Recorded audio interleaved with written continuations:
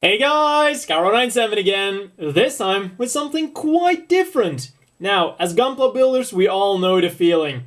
You complete a model kit and you get stuck with a lot of leftover polycaps. So, what do you do with them? Do you throw them away? Do you keep them as spare parts? Well, how about something like this? Using their leftover parts to create some more mechs. And I guess you could technically even call these Gunpla. Now the thing is, I'm pretty sure most people have already seen the runner art where people use leftover runners to create really amazing looking things. But not a lot of people seem to give the same kind of love to these little polycaps. And I remember that a long time ago I saw one picture once about some guy who also made these like little figurines out of polycaps, and today I tried to find them again, but I couldn't find a picture, so I decided, you know what? I'll make some of my own. So, started off with this little guy.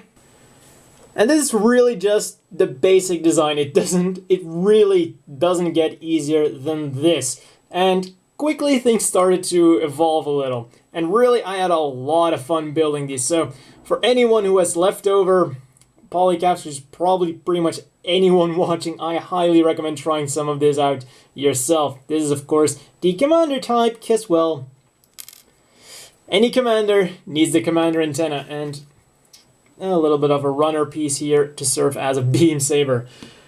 And also the red piece, that was my first attempt at a thruster, which 5 minutes later became the first high mobility type. I don't actually know what I'm gonna call these things. Maybe something like gun cap or something. And this is pretty much the high mobility type 2.0. Slightly different backpack. These are longer polycaps. And now we also have thrusters on the legs. Yeah. And a polycap bazooka. Next up, this is probably one of my favorites of the bunch.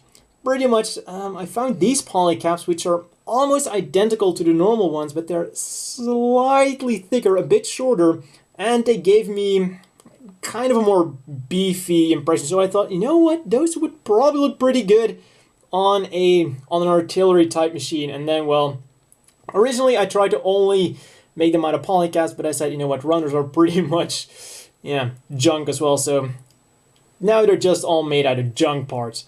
Also, these things are kind of like those support things. They will fold up and just go next to the leg. Okay, so he has a little feature going on there. Also, of course, these are slightly articulated. The arms go up and down because, well, they are on polycaps. Some rotation on the body, and well, then the head will also go a bit side to side. This guy is essentially, when I started realizing, I began running out of polycaps because most of them are made out of one kind of polycap, like this kind of polycap. And then I noticed, you know what, I gotta start using different kinds of polycaps in order to cut down on the cost of that one specific polycap. Also, the simplified backpack thrusters. And I really like these. Then I decided, you know what? You know what would be a challenge? A chicken walker. And other than the artillery machine, I really like how this thing turned out. When I was building it, I thought this is never going to work out because, well, I just don't really have a lot of experience with these kinds of things. But as I started building it and it kind of came together, it turned out pretty damn well, and I'm really happy the way it turned out. And then this is the second unit. This guy has a giant rail cannon on his his back, I guess the top. Originally, I thought this was just going to go on that thing there, because the basic frame is pretty much identical, but then I realized that, well, this thing gave him a lot of front weight, and these chicken walkers don't really have a lot of balance to begin with. So if you're going to make a chicken walker, don't be discouraged if these things fall over if you follow my design. These are, they require a bit of effort to balance.